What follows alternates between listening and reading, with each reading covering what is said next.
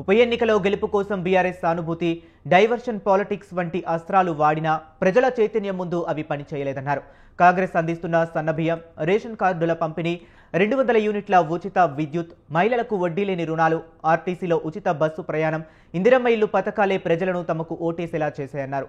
BRS ఎన్ని అక్రమాలు చేసినా చివరికి న్యాయమే గెలిచిందన్నారు.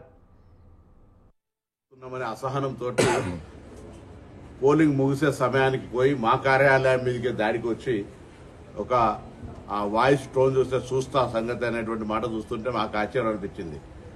పోలీసులు మా శాసనసభ్యులు మా నాయకులను అక్కడ ఉండొద్దని హెచ్చరిక చేసి మా వీళ్ళు కేసు పెట్టారు. బట్ వాళ్ళు ఒక 10 మంది పేర్లు, నిన్న అనేక మంది అవుటర్స్, ఈవెన్ పక్కన ఉండబడేటువంటి సికింద్రాబాద్ పార్లమెంటు కార్పొరేటర్స్, ఇతరత్ర చాలా మంది నాయకులు వాళ్ళు టీవీలలో వీడియోలకు బయటలు ఇచ్చినారు. ఇది పరిస్థితి. వాళ్ళే అన్ని రకాల ప్రయత్నాలు చేసినారు.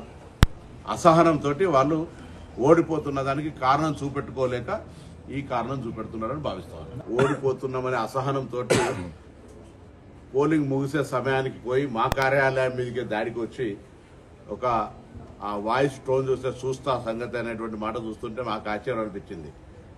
పోలీసులు మా శాసనసభ్యులు మా నాయకులను అక్కడ ఉండొద్దని హెచ్చరిక చేసి మా వీళ్ళు కేసు పెట్టారు.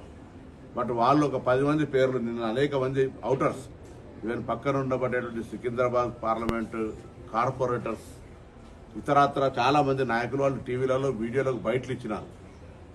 ఇది పరిస్థితి. వాళ్ళే అన్ని రకాల ప్రయత్నాలు చేసినారు. అసహనంతో వాళ్ళు ఓడిపోతున్న దానికి కారణం చూపెట్టుకోలేక ఈ కారణం చూపెడుతున్నారని భావిస్తాను.